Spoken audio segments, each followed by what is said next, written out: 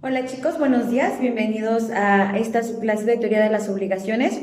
El día de hoy tenemos temas importantes que quise dejar grabados para que ustedes puedan, sobre todo, hacer su tarea, poder estarlo regresando, atrasando, etcétera, etcétera. Entonces, con esta forma les va a quedar un poco más claro el tema y lo van a poder tener guardado para las dudas que queden. Además de que recuerden que estoy a sus órdenes en el WhatsApp para resolver cualquier duda.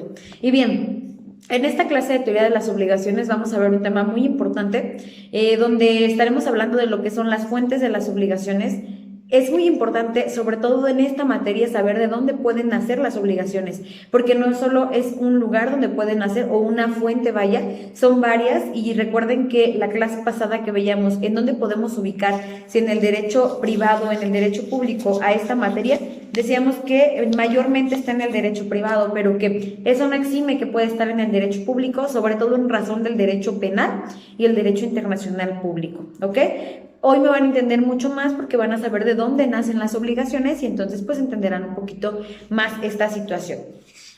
Ok, además de ver el tema de las fuentes de las obligaciones, estaremos hablando un poco de lo que se llaman principios rectores, que ya ustedes han visto esta parte de los principios rectores en Principios Generales del Derecho, donde sabemos que una de las fuentes de las obligaciones son los principios generales del derecho, sobre todo en materia de obligaciones. Y si hablamos de derecho civil, es cuando más se necesitan o se ocupan. También acuérdense de esta supletoriedad que tiene el derecho civil y que tiene mucho que ver con los principios generales del derecho. Y enseguida tenemos el tema que ya les tengo preparado en el pizarrón, además de que les voy a pasar los apuntes, porque vamos a hablar de lo que es el contrato.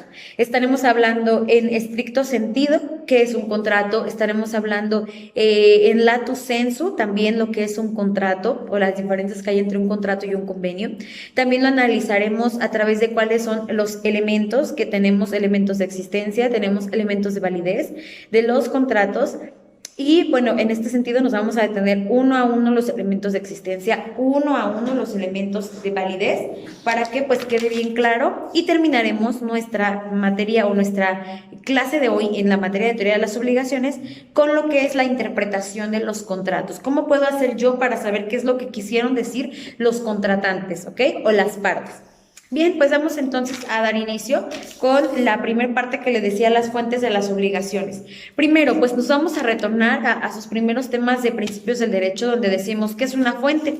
Y nosotros decimos que una fuente es de donde brota algo. En este caso podemos decir que es el origen de algo, ¿ok? Etimológicamente hablando.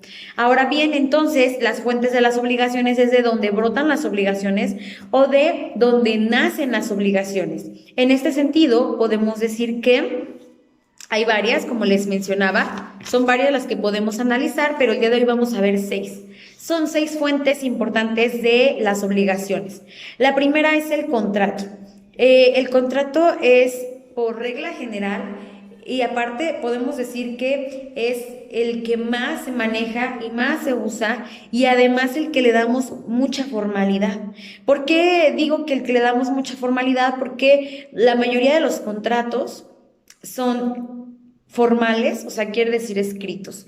Existen los contratos verbales o consensuales también, pero para que se pueda decir que el contrato cumple con todos los requisitos de existencia y de validez, mayormente son formales. Entonces, pues ahí mismo es donde se estipulan las cláusulas, cuáles serán las obligaciones para una parte y para la otra, si es que las hay recíprocamente, sinalagmáticamente, recuerden, ya lo mencionamos en el derecho, o si nada más es para una parte. Este es, por ejemplo, en el de oferta, que también ahorita estaremos hablando de ello. Ahora entonces, el contrato, les decía, por excelencia, es la fuente de las obligaciones más importante, ¿ok? Bien, continuamos entonces. La segunda es la voluntad unilateral, que es la que yo les mencionaba como la oferta. ¿Qué significa voluntad unilateral? Voluntad, pues sabemos que es cuando damos nuestra aceptación, cuando sabemos cuáles serán las consecuencias y aún así estamos aceptando un hecho o un acto, ¿ok? Ahora bien, si hablamos de unilateral, quiere decir que no es un contrato sinalagmático, como lo es, por ejemplo, una compraventa, donde uno va a dar un carro y el otro tiene que recibir el dinero. Y es su vez el otro tendrá que dar el dinero y recibirá el carro. Sinalagmático, ambos tienen derechos, ambos tienen obligaciones. En el caso de la voluntad unilateral es cuando una persona, ya sea física o moral, decide poner, por ejemplo, a la venta algo. Entonces todavía no me ha dado algún cliente o alguna persona la aceptación de decir yo la compro. Solamente estoy dándola a la venta o sacándola a la venta, ¿ok? Uno de los más comunes, antes se decía en el periódico, hoy en día decimos mediante las redes sociales y el comercio electrónico, también llamado e-commerce. También será una materia que ustedes verán en la facultad. Y en este caso es cuando decimos voy a vender mi camioneta o voy a vender mi casa o voy a rentar mi departamento y entonces lo anuncias con un precio. Ese precio lo tienes que respetar por un plazo. Cuando ustedes, por ejemplo, van al supermercado y encuentran un cartel con una oferta, cualquier oferta, no sé, el café soluble, una bolsa de 1 kilo, te la van a dar en 120 pesos. Cuando normalmente está en 180, pero ahí abajo dice vigencia de tal día a tal día. ¿Por qué se menciona esto? Porque cuando estamos dando una oferta de venta o una oferta de compra, que también existe, o sea, cuando llevamos a cabo una voluntad unilateral, estamos nosotros hablando de que tenemos que respetar la oferta por un cierto plazo determinado. Mi obligación es respetarla y hacerla cumplir por ese plazo. En el apunte ustedes tienen, esta es soberana sobre sus propias manifestaciones y por tanto la obligación que asume una persona bajo la forma de una simple declaración de su parte posee la eficacia jurídica de obligación. ¿Ok? Entonces, la dije yo, nadie me obligó, es cierto, pero también quien llegue y me pida que yo respete a lo que me estoy obligando tiene toda la razón, solamente que en el plazo dado. ¿Ok? Continuamos, los cuasi contratos. Dice en su apunte hechos voluntarios y espacio lícito, ¿ok? Que obligan a las personas, pero sin que haya existido un previo acuerdo de voluntades. Esto quiere decir, a mí me obliga a cumplir una obligación, aunque probablemente no desde antes ambos dimos nuestra aceptación. Por ejemplo, expresa, va a ser de forma tácita.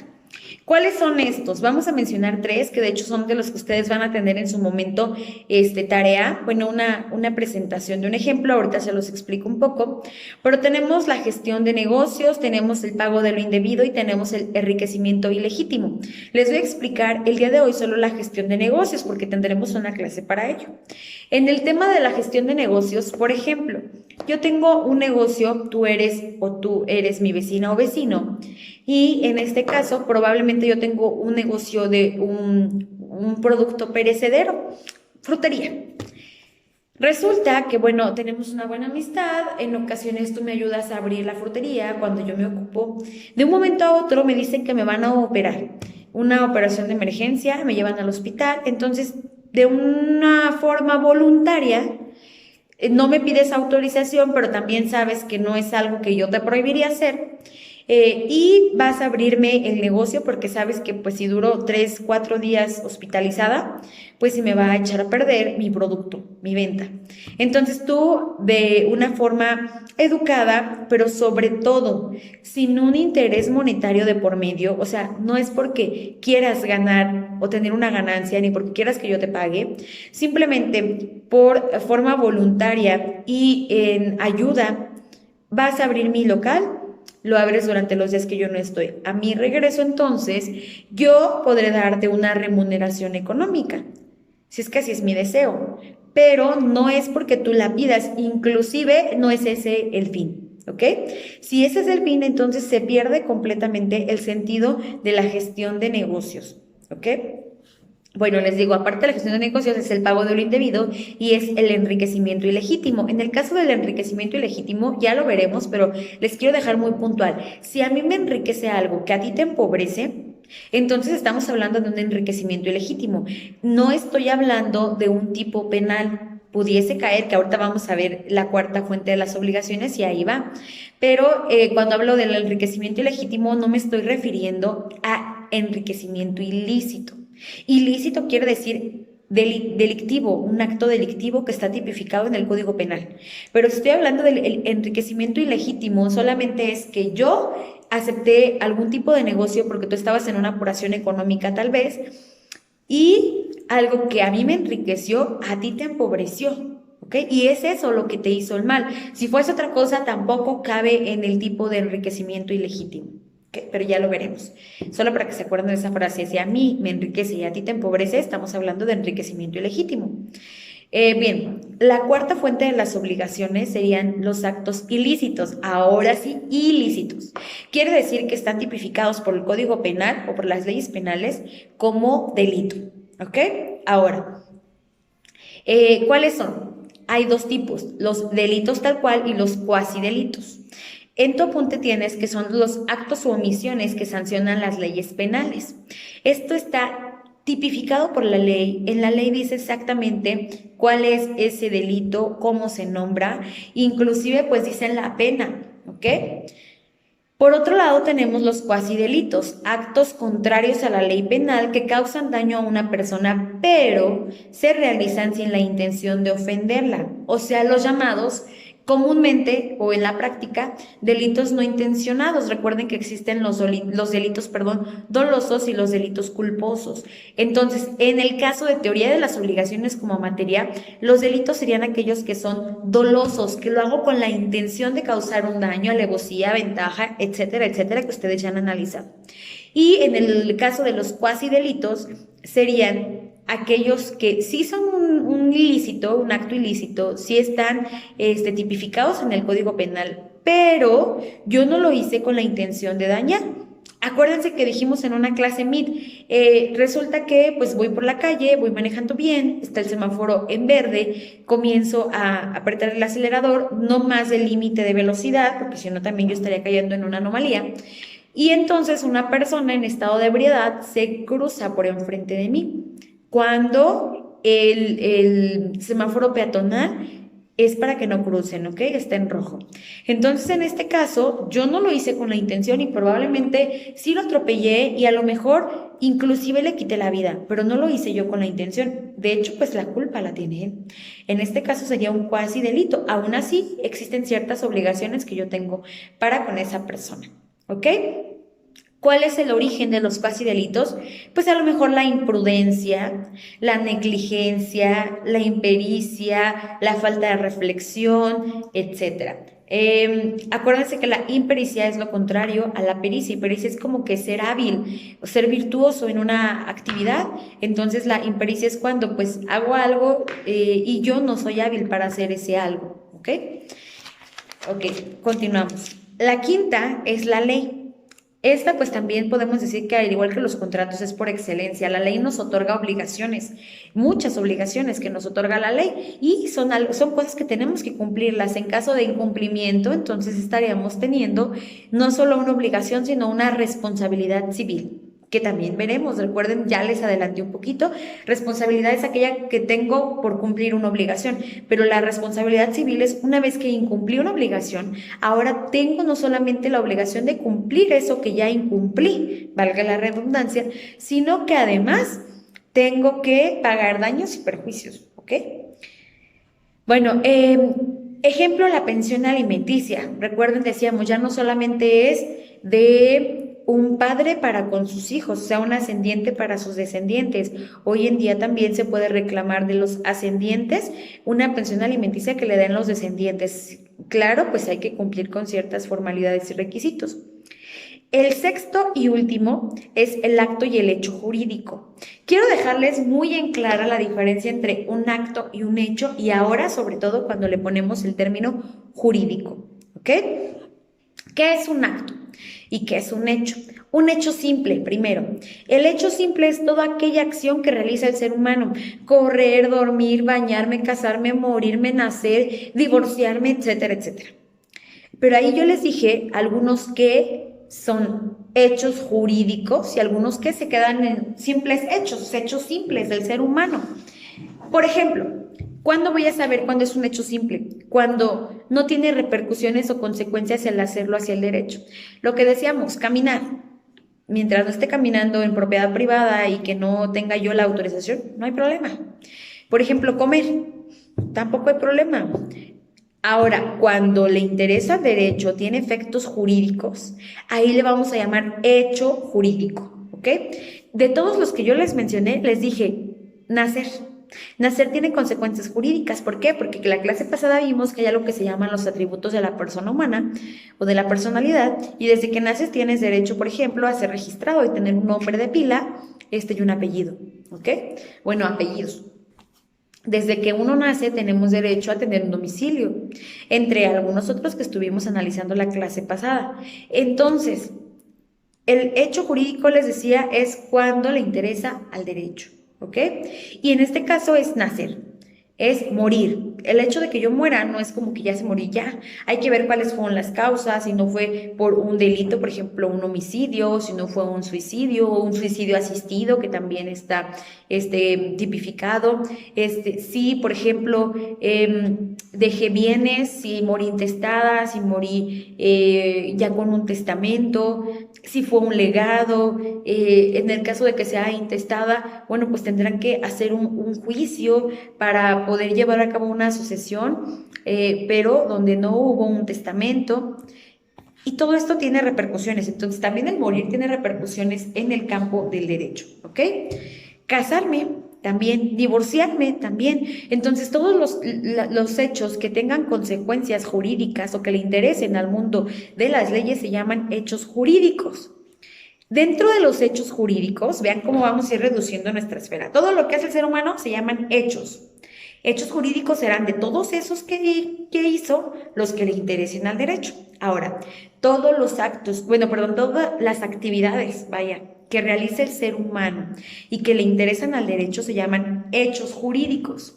Pero una partecita más chiquita de todos esos van a ser los actos jurídicos. ¿Cuáles serán esos actos jurídicos? Bueno, el acto jurídico es aquella actividad que realiza el ser humano que le interesa al derecho, pero que además lo hice con la voluntad y la intención.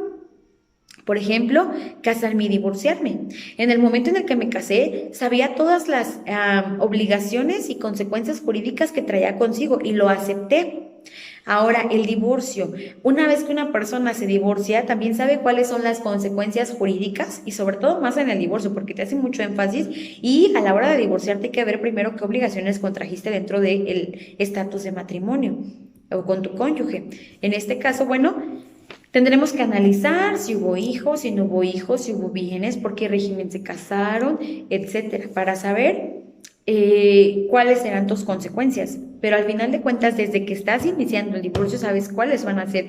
De manera general, tal vez, a lo mejor no ya con el número de cuánto tengo que dar de pensión alimenticia para mis hijos, pero sé que lo voy a dar. Entonces, aquellas cosas que yo hago a sabiendas de cuáles son las consecuencias y las acepto, o sea, con voluntad e intención de aceptar consecuencias, se llaman hechos jurídicos, ¿ok? Entonces, hechos simples, hechos jurídicos, actos jurídicos. Todo lo que hago que tiene consecuencias jurídicas, pero que no lo hago con la intención de asumir las consecuencias, se queda siendo hecho jurídico, no pasa a ser acto. Por ejemplo, robar.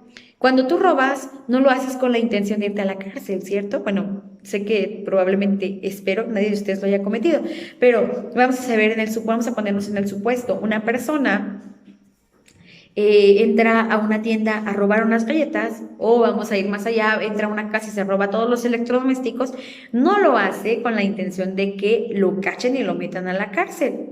Entonces ese sería un hecho jurídico, no un acto. ¿Ok? Ya les dije cuáles sí son. Bueno, continuamos.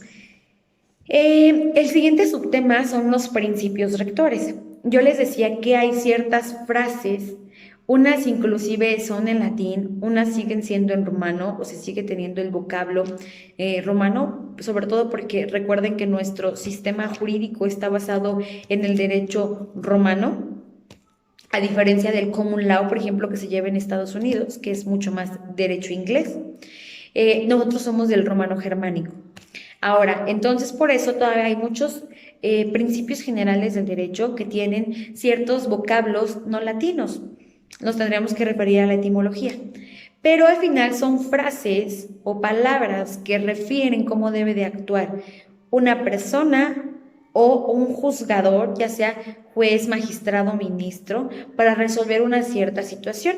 En las leyes pueden encontrarse, pero también puede ser que no, y que probablemente el juzgador se base directamente en el principio general del derecho. ¿Cuáles son esos principios? Les comento alguno. El más cercano excluye al más lejano. Ejemplo, una patria potestad. ¿Ok?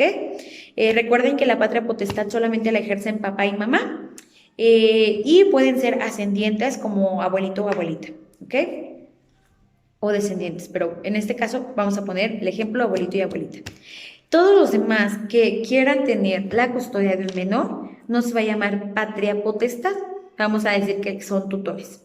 Entonces ponemos el ejemplo, una mamá que fallece y pues su familia siempre la ha visto como madre soltera, a lo mejor no conocen quién es el papá.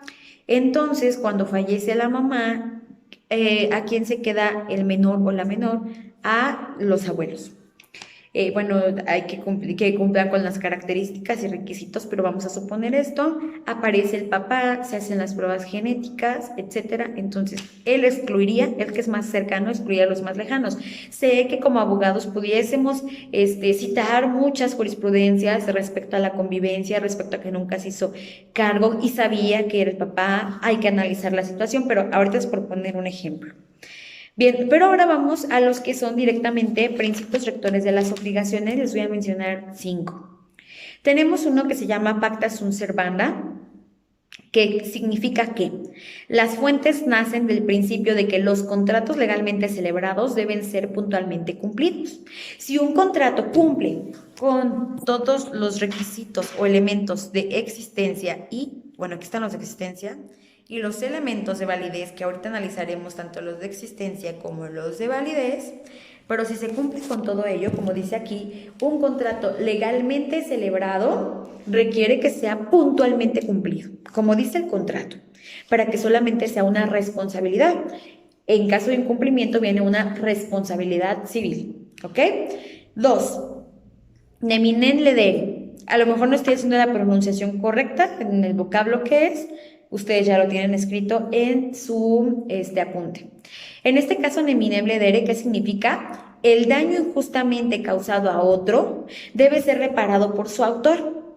Si esa persona que llegó a tu casa, llegó afuera de tu casa, estacionó su carro, tú ibas a entrar con tu vehículo a tu casa, él no estaba tapando tu puerta, pero aún así tú le pegaste a su carro.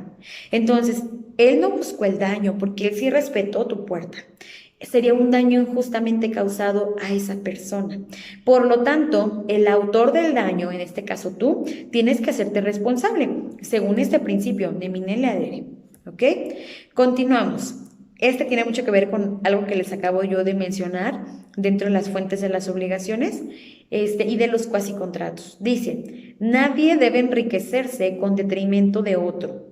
Aquel que se enriquece con detrimento de otro está obligado a indemnizarlo en su empobrecimiento o en la medida que él se ha enriquecido. A lo mejor no eres el único que se enriqueció empobreciendo a esa persona. A lo mejor 3 personas aprovecharon que él tenía una necesidad económica y les dio a menos del 50% su casa y 2 vehículos. A ti un vehículo, a otra persona su casa y a otra persona otro vehículo. Entonces tú no vas a tener que responder por todo su empobrecimiento, solamente en medida de lo que tú te enriqueciste. ¿Ok? Cuarto principio rector. Quien aprovecha una cosa y por ello origina un daño a otro, debe responder a la reparación de aquellos daños causados. Por ejemplo, tú estás aprovechando, porque hay que ver el aprovechamiento en cuestión legal, no en aprovecharse de alguien, sino en el uso y aprovechamiento del bien, ¿ok? Uso y disfrute del bien.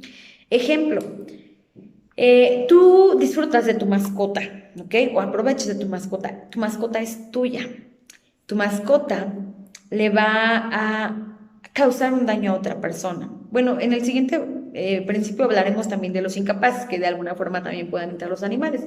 Otro ejemplo, tu casa, tú la aprovechas, tú la disfrutas, tú tienes el uso y disfrute. Probablemente estés rentando, no tienes la propiedad, pero sí tienes el uso y disfrute. y nunca te percataste o te percataste y no arreglaste la marquesina. Le cae al vehículo que está estacionado afuera de tu casa. ¿Quién aprovecha el bien? Tú.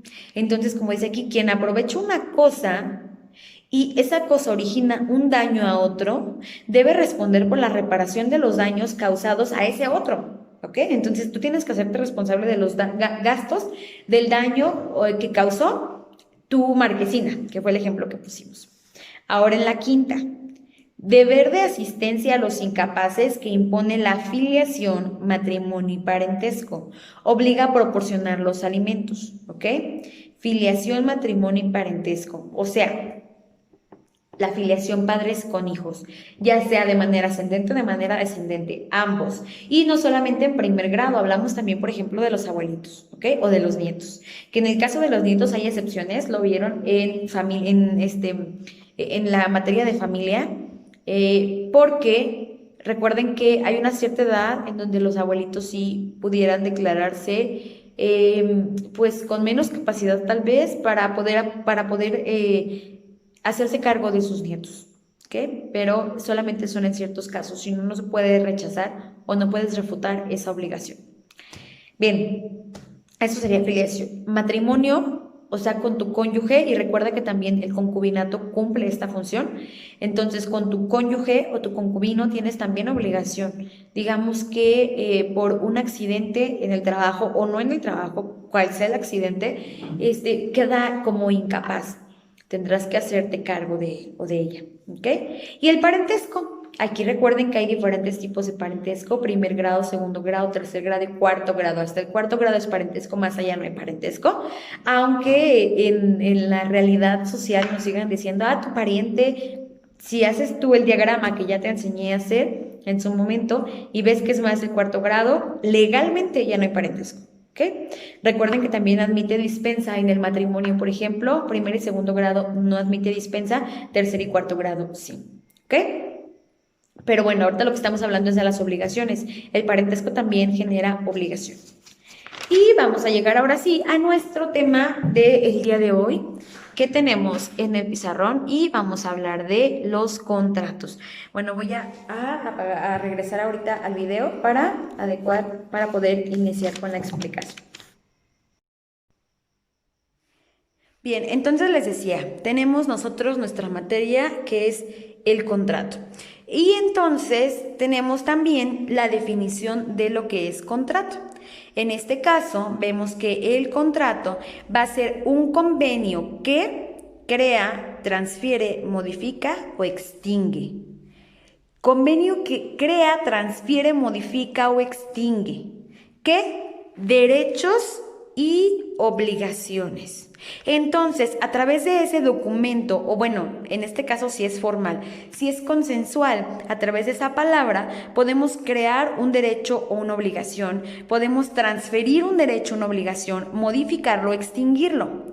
Esto es en lato sensu, o sea, en sentido amplio. Si queremos referirnos al estricto sentido, no es lo mismo convenio que contrato.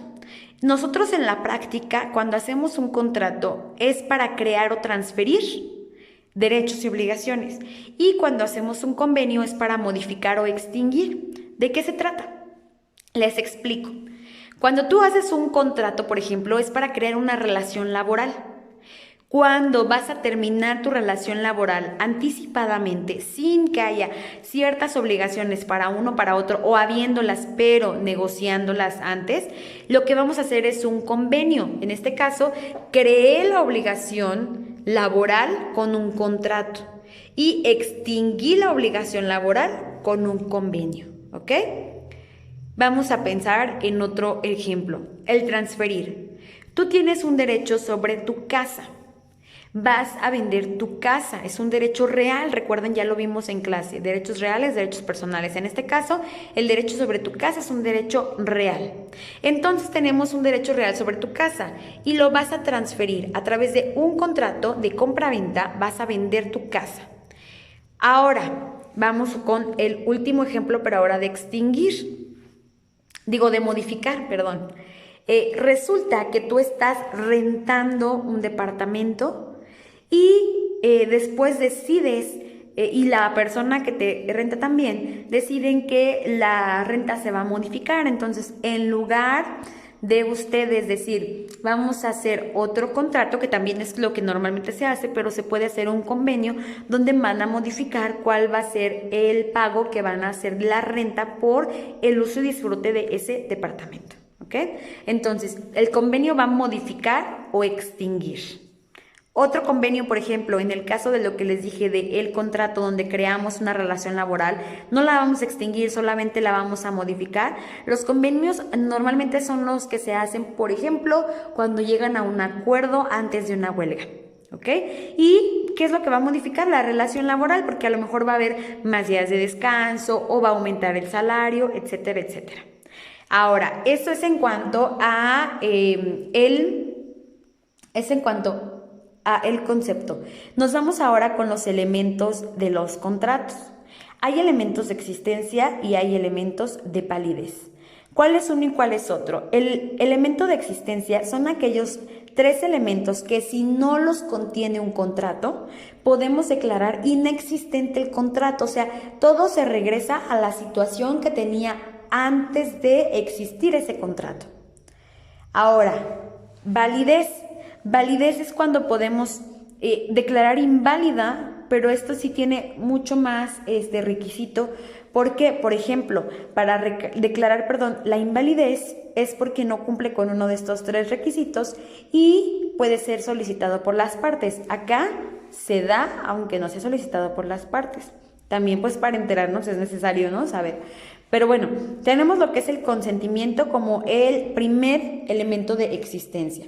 Consentimiento, ¿qué significa? Que yo, de manera verbal, escrita o con presunción, acepte una oferta, ¿ok? Entonces, la persona que hace la oferta está consintiendo. Por ejemplo, lo que les decía, va a vender su casa en $1,000,000 pesos porque así lo ofertó. Está consciente de eso y está aceptando que esta es la oferta. La otra persona va a, en este caso, aceptar esa oferta. Ambas deben dar su consentimiento para que se dé realmente la existencia. Entonces, en un contrato, si solo una persona firmó, entonces no podemos decir que las 2 personas o las 2 partes, porque puede ser que sean 2 partes, una parte formada por más personas, en el caso ejemplo de una persona moral, que son varias personas físicas representadas por uno. Entonces, puede ser que solo una persona haya firmado. Esto no está hablando de que se cumpla con este elemento de existencia. ¿Por qué? Porque no hay aceptación de ambas partes. Ahora, la aceptación, como les acabo de decir, hay expresa y tácita. Expresa es cuando de forma verbal, o sea, consensual, hago el contrato, o escrita, o sea, formal, hago el contrato. Pero hay situaciones que te dan por aceptada sin que se dé como tal una firma o una aceptación verbal. Les pongo un ejemplo. A ti como abogado llega un cliente y te dice que quiere pues que cobres unos pagares. Tú no le dices sí, simplemente tomas los pagares. Y entonces le dices, ¿vienes pasado mañana? La persona se va. Claro, está presumiendo que aceptaste el llevar a cabo esa diligencia, ¿ok? O en su momento ese juicio tal vez. Entonces, la presunción se dice de forma tácita, aceptó, ¿ok? El segundo elemento de existencia, el objeto. El objeto dice, cosa materia del contrato, o sea, lo que hace que realmente nosotros estemos llevando a cabo un contrato. Si decimos que es un contrato de compraventa de una casa, pues sería entonces la casa, y también el objeto subjetivo, vaya, es la intención que yo quiero o que yo tengo de que dar mi casa y a lo mejor o de manera definitiva recibir una retribución económica para que sea de compra-venta. Si no fuera retribución económica, sino a lo mejor en vehículo, etcétera, no sería un contrato de compra-venta. En su momento veremos qué tipo de contrato sería. ¿Ok? Ahora, acuérdense que el objeto debe cumplir con 4 requisitos que ahorita analizaremos en los elementos de validez. Tercero y último, la solemnidad. Hay actos, también hay que decirlo, no todos los actos. Hay actos jurídicos o hechos jurídicos, en este caso es acto porque ambos dan el consentimiento, que requieren palabras específicas, señas específicas, personas específicas para poderse realizar. Por ejemplo, ustedes saben que el matrimonio es un contrato. Al final de cuentas, el matrimonio es un contrato. Entonces, para celebrar un contrato de matrimonio o llevar a cabo la ceremonia del matrimonio, no va a ser en mi casa y la va a venir a hacer el síndico municipal o el presidente municipal, por mejor que te lleves con él. ¿Por qué? Porque para que se pueda llevar a cabo un matrimonio tiene que ser ante el oficial del registro civil, ¿ok? Y él tiene que decir ciertas palabras y cumplir con cierto protocolo para que se pueda llevar a cabo. Si no, no es existente el acto. Ahora vamos con los requisitos de validez, que vamos a ver son 4. La capacidad, la ausencia de vicios en la voluntad, el objeto lícito y la formalidad. Son 4 los elementos de validez, ¿ok? Vamos con el primero, la capacidad. Yo puedo decir que tengo capacidad para celebrar un contrato. De hecho, la ley dice que todas las personas tendrán la capacidad a menos que la misma ley te diga que no. Por ejemplo, ¿quién? Por ejemplo, los menores de edad y los incapaces. Se puede realizar siempre y cuando tengan un representante legal, pero por sí mismos no se puede. Ahora, hay actos jurídicos que necesitan capacidad de goce, nada más. O sea, el simple hecho de nacer, tener pues vida como tal, pero la mayoría va a pedirte capacidad de ejercicio. Sobre todo en los contratos sí necesitas capacidad de ejercicio o representación legal. En este caso, la capacidad de ejercicio, ¿cómo la adquiero? Al cumplir 18 años y estar pleno de mis facultades mentales, ¿ok? Bueno, y también tener a salvo mis derechos civiles, o sea, por ejemplo, no estar purgando pena en la cárcel, compurgando pena en la cárcel. Ahora, en este caso les digo, depende de lo que la ley diga. El 2, ausencia de vicios en la voluntad. Puede ser que yo sí haya dado mi consentimiento y que yo tenga capacidad para obligarme, pero resulta que tuve un error al llevar a cabo ese contrato porque yo pensé que a quien a lo mejor había contratado para llevar a cabo un recital de piano es a un experto en el piano y pues resulta que nada más es una persona que se llama igual y yo tuve error al contratarlo. Él no lo hizo con esa intención, vaya, él no tuvo dolo, pero si por el contrario, además de que yo me equivoqué en la persona, él sabía que me estaba equivocando, entonces quiere decir que con dolo aceptó. Entonces ya tendríamos error y dolo. Violencia, cuando te obligan o tú obligas de forma violenta a aceptar algún tipo de acto. Mala fe, el dolo y la mala fe, ¿ok? En este caso van en lo mismo. Y la lesión va con la violencia, entonces en este caso también está explicado, ¿ok? El objeto, acuérdense que dijimos que tiene que cumplir 4 requisitos que yo ya les había explicado en la clase pasada. ¿Cuáles son? Que sea lícito, o sea que la ley no lo tenga como prohibido. Por ejemplo, sustancias ilegales, ¿ok? No sé, cristal, cocaína, algún tipo de narcótico que no sea aceptado, que sea ilícito. Ahora, otro, que se pueda medir, pesar, contar, determinar, que sea determinado, determinable, que exista en la naturaleza, ¿ok? Y que sea parte del comercio. Ya vimos ejemplos uno por uno la clase pasada. El cuarto, formalidad. Formalidad significa que tenga que estar escrito y firmado. Ahora, cuando la ley lo exija. ¿Por qué? Porque también hay actos jurídicos, no en el caso de los contratos, pero hay actos jurídicos que la ley no exige formalidad. Inclusive ustedes han escuchado muchos contratos que dicen, es que fue verbal, se le llama consensual, ¿ok? Que solamente porque ambos consintieron sin necesidad de hacer un escrito, ya cumple con los requisitos, vaya. Pero la ley va a decir qué contratos deben de ser escritos. Por ejemplo, una compraventa de un celular, pues no te lo exige. Una compraventa de un auto, como abogados hay que recomendar que se haga, ¿no? Mínimo una responsiva, que al final es un contrato. Pero hay ejemplos donde sí tiene que ser, por ejemplo, cuando van a hacer la venta de un inmueble, ahí sí, como requisito, sobre todo la ley habla de montos. Después de cierto monto, se tiene que hacer como tal un contrato escrito. Y pues lógico, como abogados sabemos que no solo es el contrato escrito, sino también es una escritura que se lleva a cabo ante un notario o dependiendo si vamos a hablar de una prescripción, etcétera.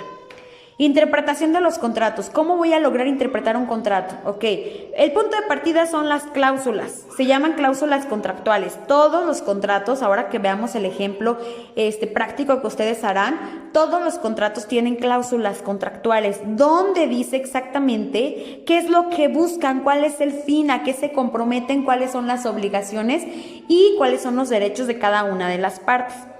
Ahora, conocer la voluntad de lo realizado o la intención. Para yo interpretarlo, no solamente me voy a ir a lo que dice la cláusula, porque a lo mejor por eso no le entiendo, porque deja muchas lagunas. Entonces yo debo haber conocido, o a lo mejor yo sé cuál es o cuál fue mi intención al realizar el contrato y la de la persona. Después, el sentido literal. Bueno, eso es lo que apunta el artículo 1851 del Código Civil. Apunta que tiene que ser en sentido literal. Pero tiene también mucho que ver los usos y costumbres. Si ustedes se fijan, algunas de aquí se contraponen. Una nos dice las cláusulas y el sentido literal. Otra nos dice, hay que ver qué voluntad o fin quería tener la persona que lo realizó y cuáles son los usos y costumbres. Esto es porque hay dos teorías para interpretar los contratos. La teoría de la voluntad real o interna, que fue nacida en Francia, originada en Francia, y la voluntad declarada. Acá es lo que quiso decir el contratante o las partes contratantes. Y acá es lo que dijo, ¿ok? Ahí ya no es que quiso decir, sino qué dice el contrato. Ustedes pueden tener tal vez la aceptación o inclinarse más por una teoría o por la otra, pero esta es la forma de interpretar los contratos para ti o para un juzgador, que al final de cuentas como juzgador te irías tal vez a todo un poco, pero sobre todo a los principios, ¿ok? Que son los que acabamos de tener en esta primera parte de la clase que terminamos hace un momento. Espero que me hayan entendido. Quedo atenta a cualquier comentario. El apunte ya se los hice llegar. Bueno, y les agradezco. Regresamos el siguiente fin de semana para nuestra siguiente clase de teoría de las obligaciones. Gracias.